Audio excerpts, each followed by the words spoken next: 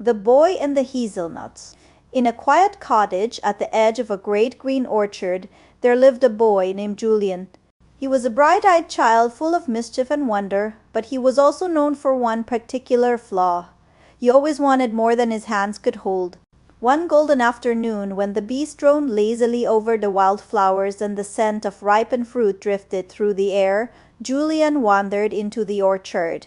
There, standing tall and proud, was the old hazel tree, its branches bending under the weight of plump, round nuts. Their smooth brown shells glistened in the sunlight, and Julian's mouth watered at the sight. He looked around. No one was near.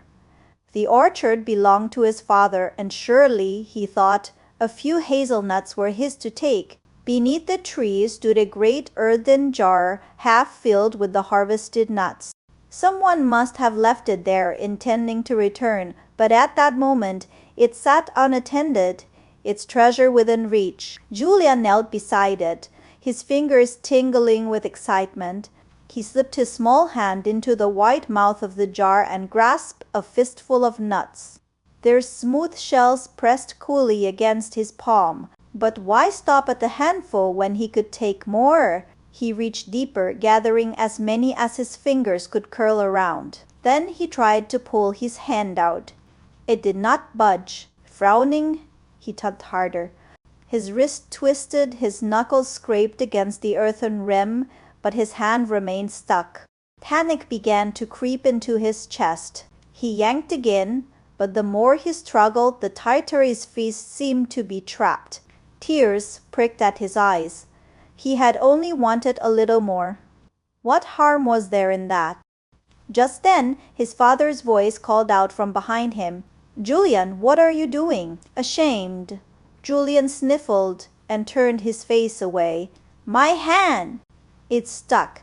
His father stepped forward, his eyes twinkling with quiet understanding. "Show me," he said. Julian hesitated, then lifted the jar to reveal his predicament.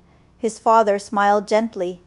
"My son," he said, kneeling beside him, "let go of some of the hazelnuts, and your hand will be free." Julian blinked. Let go? He had worked so hard to gather them. How could he simply drop them?